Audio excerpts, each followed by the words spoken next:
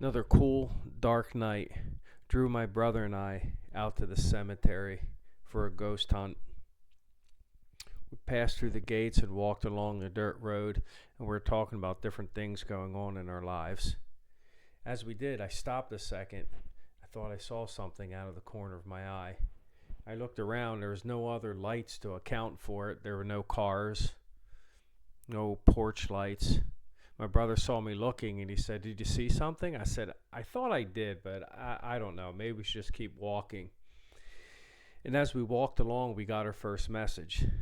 The message said, "Keep looking." My brother and I looked at each other and laughed, said, "Wow, that was pretty specific for the situation." And we stopped. We looked around. We didn't see anything. And we kept walking some more. We talked about different things going on in our lives and questioned whether or not we should do one thing or another. And another message came in. It said, "Agree." Both my brother and I said, that is way too specific for the conversation that we're having. Continuing the conversation, another message came through that said, "At the home," which directly corresponded to the conversation we were having.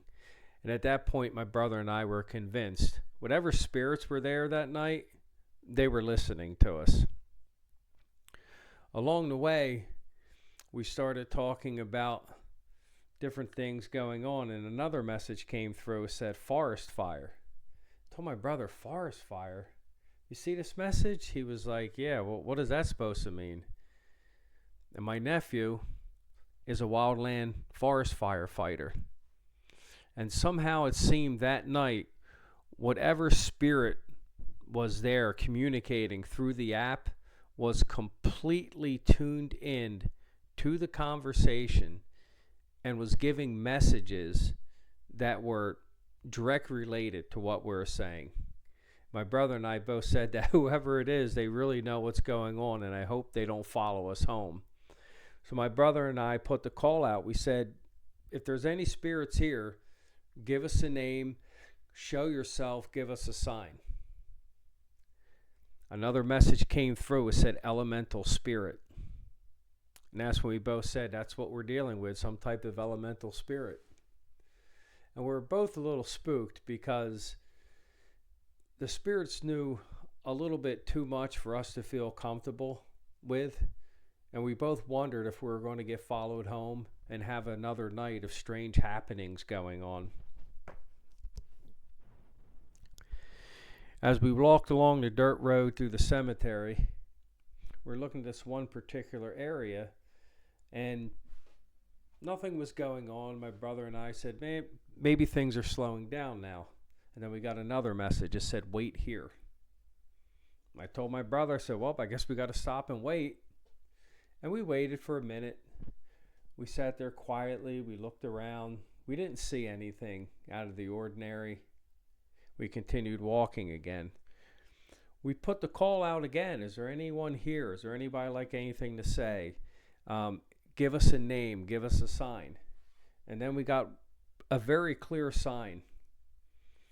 It was a name, Walter, came through. My brother and I said, "That's a pretty neat name. Let's look at the cemetery, the tombstones, see if we find anything."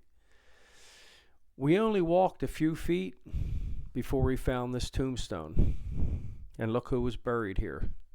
Walter. So was it Walter that was walking with us through the night? Or was it an elemental spirit that guided us to Walter?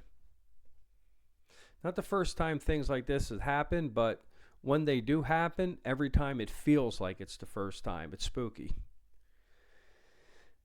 So as we left the cemetery, we told Walter, we told the elemental spirit, "Stay where you are. You're not welcome home because we're leaving."